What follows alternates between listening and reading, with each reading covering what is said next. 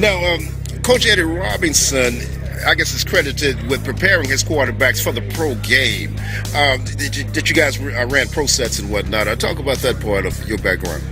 Well, actually, we were a running team until Doug got there. That's why I say, Doug has to be an outstanding player for Coach to throw the ball as many times as he did. But I think Coach, preparing both Doug and ourselves, went beyond what we had to do in the SWAC.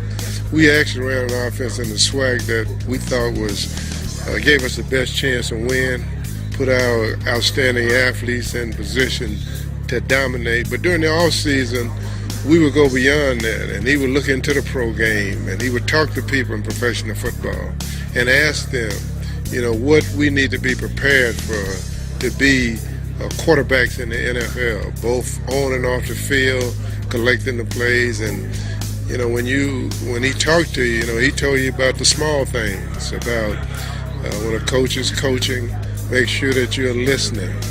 And make sure you be prepared. You may not get but one opportunity, but be prepared for that one opportunity. You had to throw more balls in the next guy. You had to be prepared. When you go, don't come back and say you got cut because you was black. You know that you may not get a chance to miss. You got to complete them all. That's the circumstance you're dealing with, because there were no blacks in the league.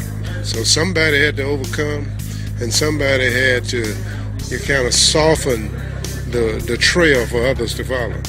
Now, there were a lot of other quarterbacks before you that were quarterbacks in college and exceptional quarterbacks in college, but didn't get that opportunity to be a quarterback in the National Football League. What do you feel that led to your opportunity to be that trailblazer, so to speak?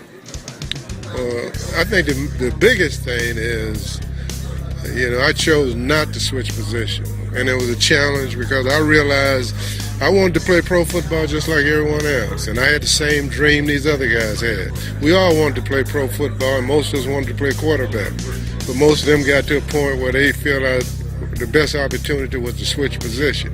I thought about it, and I realized if I didn't switch position, I may be risking my opportunity to play pro football.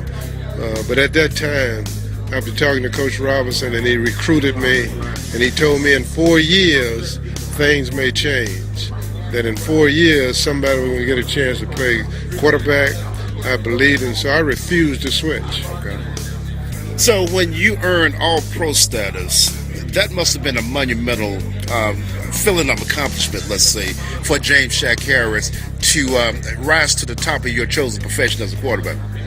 Well, it was a great thrill to do that, and I felt that I was representing so many others who were denied an opportunity to play.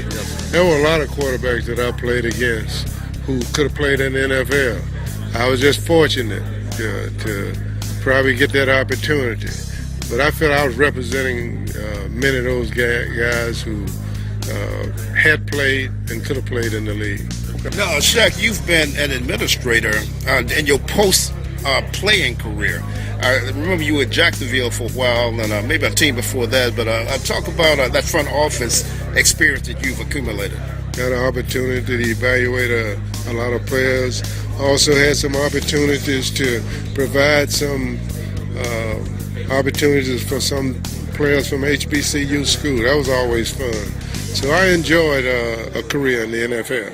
Okay, one final question, Shaq. I know you've been asked this a million times, but the performance of Doug Williams in the Super Bowl and what that meant for, I guess, black quarterbacks that would come after him.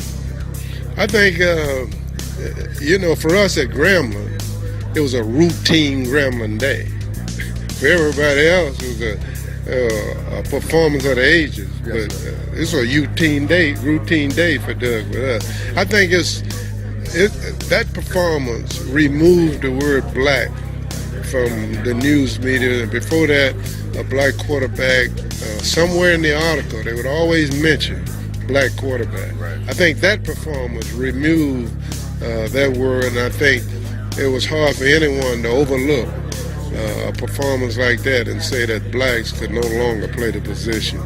A great player, and due to some other circumstances, a guy that should be, could have been in the Pro Football Hall of Fame, one of the greatest quarterbacks to ever play the game.